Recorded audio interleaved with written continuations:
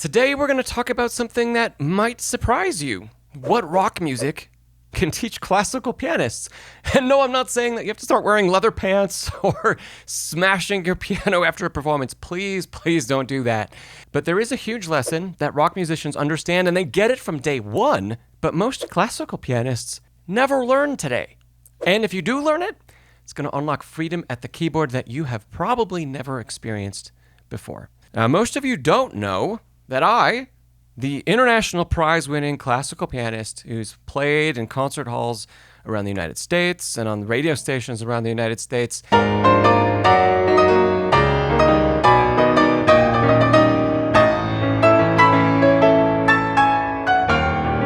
I enjoy playing bass guitar in a classic rock cover band on the weekends.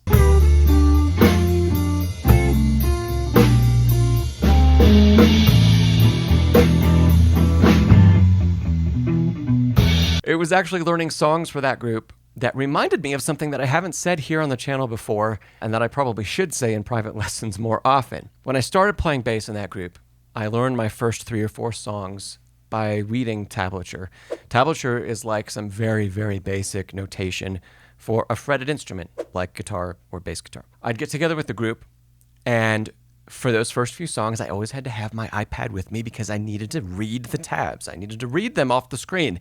And it didn't matter how many times we ran something, it was like I always needed to read the tabs. My eyes were just glued to it, and I would be playing along. Now, fast forward a month, I decided that the next set of songs I was going to learn by ear instead. So I would listen to the track, the original track, and I'd figure out the part myself. Those songs, the songs that I learned by ear, they were perfect at our first rehearsal. I could communicate with the other players in the group because I could actually look at them instead of looking at my part on my iPad. And over more time in rehearsal, those parts started to feel like they were mine. I could play them without thinking. I could riff on them. I could improv on them because I understood what they were built on. And I rarely have a memory slip with those. But the songs I learned with tablature, they took months to ingrain to the same level. Songs that were learned by ear took a week or 2. Well, what's going on underneath these 2 approaches is a completely different path of learning. Playing off of notation is more like mimicking, and playing by ear is more like creating. And this thing that I experienced playing bass guitar, I've experienced at the piano before, but it's been so many years and I've been so involved in teaching the classical repertoire that I had totally forgotten about the power of learning by ear. So the lesson is this: rock musicians don't live on sheet music. They live by sound. They live by ear. They build everything from that foundation. So let's dig into what that means for us as classical players and how you can start doing it today at the piano. In today's classical world, we're trained to be note readers. From day one, it's here's middle C on a page, here it is on the keyboard, here are quarter notes, here are half notes, here's a time signature, and here's a metronome marking. We're given this grid to live on, right? And don't get me wrong, notation that's amazing. It preserves genius across centuries because without notation, right, we wouldn't have the music of Bach or Chopin or Rachmaninoff, or name your favorite composer. We wouldn't have it the way we still have their music today. But the downside is if your entire musical experience lives on a printed score, you're like someone who only knows how to speak by reading off a script. Take that script away and you're silent. Memorize the script and you could say the same words back in the same order, but do you really understand the meaning underneath them? Now contrast that with rock musicians. They start with sound. They listen, they hear a chord progression, they figure it out, then they can figure out how to play it back.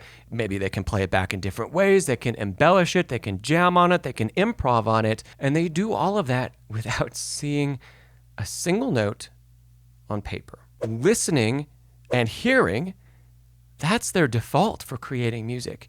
And for classical pianists, that type of thinking and that type of playing is often terrifying because classical pianists have never been shown how to build that muscle. So let's make this practical. Here's how we can start step by step. So step 1, pick a simple song that you know by heart. Today we're going to use Happy Birthday. I think that's a song everybody knows. Step 2, find the starting note. So first we need to sing the starting note. I'm going to take a guess about where I would like to start. Maybe happy, something low so I could sing it in my range.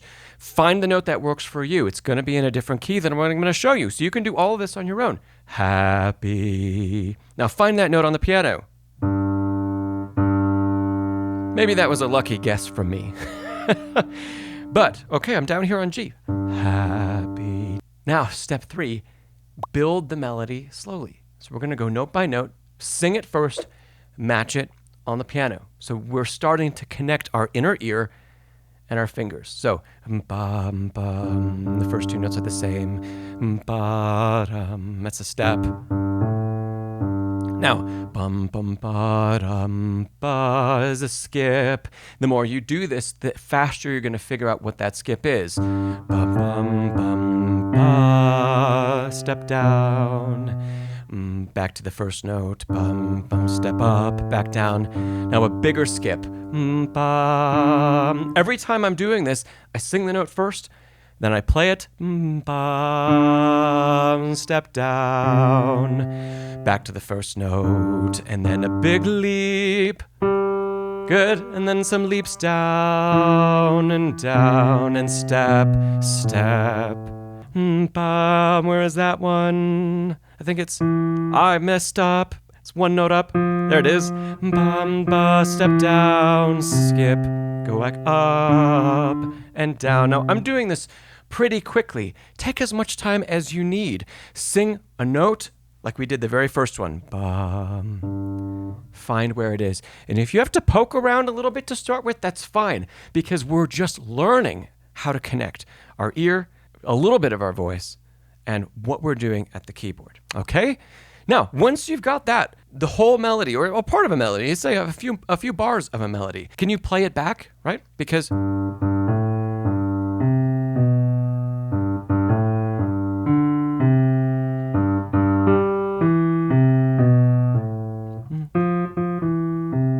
once we have that, now guess what? We have to memorize it. We have to memorize it quickly because we're going to ask our ear to start listening for something else. So our next step, step 4, add harmony using really simple chords. They could just be root position triads for now. That's totally fine. I'm going to take our melody up from here into a range where I can play it with the right hand. There it is.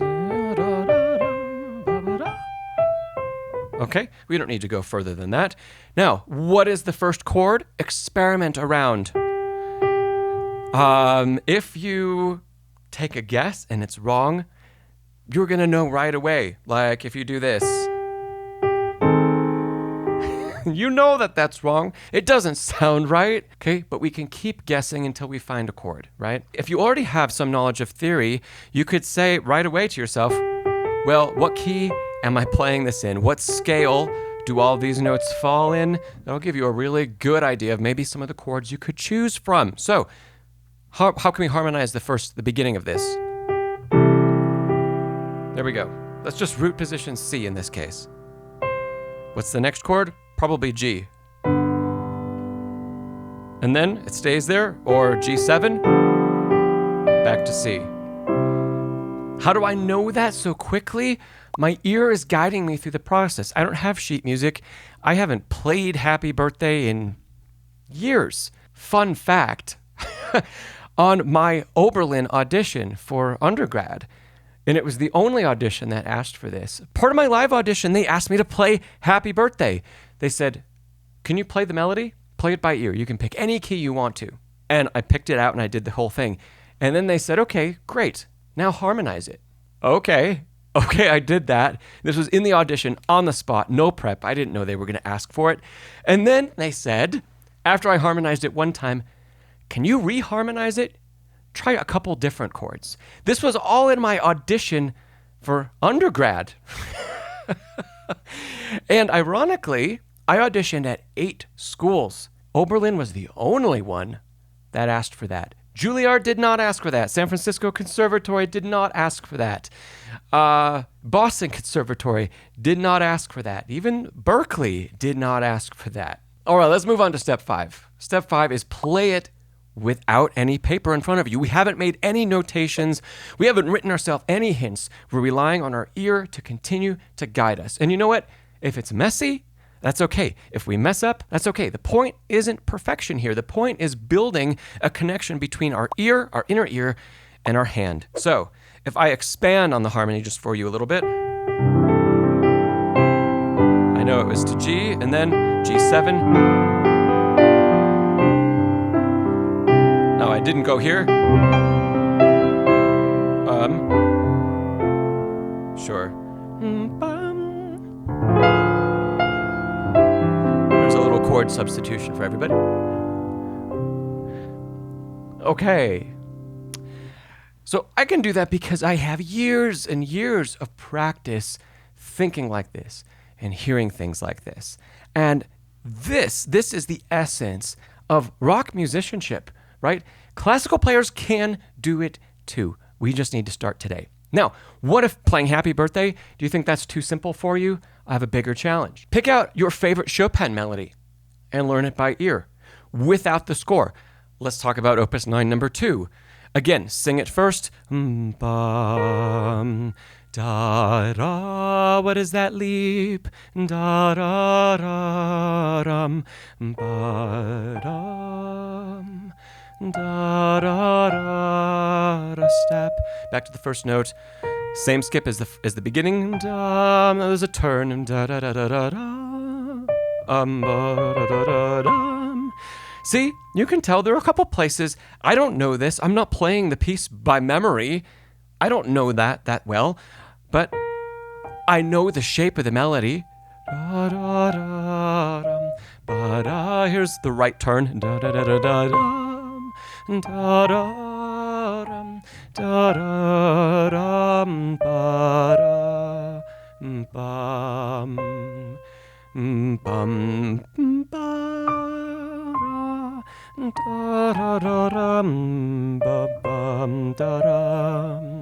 Most of that I was getting right, but I was doing it by ear first.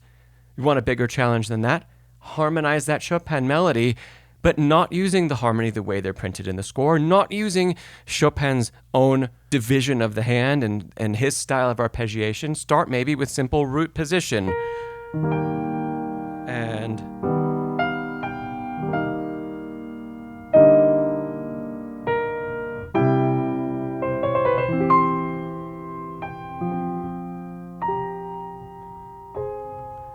yeah? And then you could even expand on that and say, can I do some other kind of arpeggiation?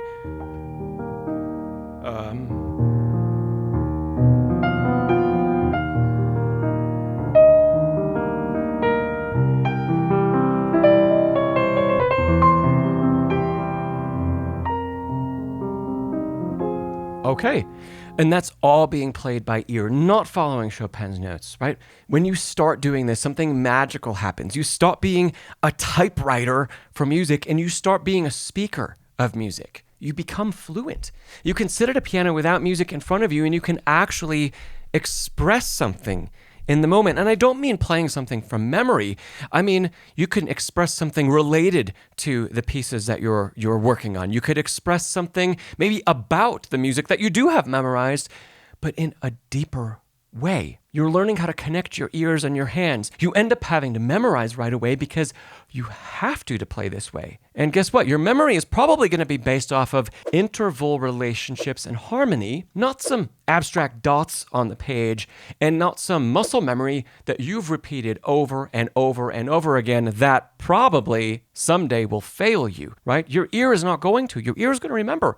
And the best part, your ear is guiding you through this entire process. In classical music, we talk a lot about how important listening is and how we should hear every tone before we play.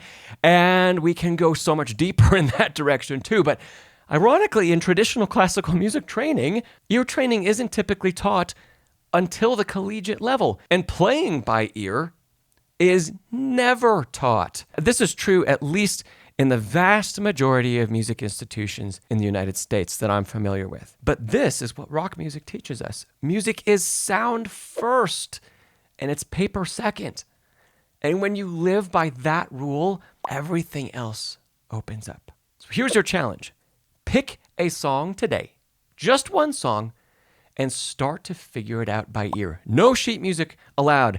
Bonus points if it's a song that you're not already familiar with. You can use a recording of the song, yes, sure, but no sheet music. Don't glance at it. Don't look at it. Okay? Drop a comment below and tell me what you tried. And if you want a really deep dive on learning by ear, check out this video over here. This is one of the first videos I posted on Pianist Academy, and it is perfect if you'd like to take this skill further. I'll see you next time.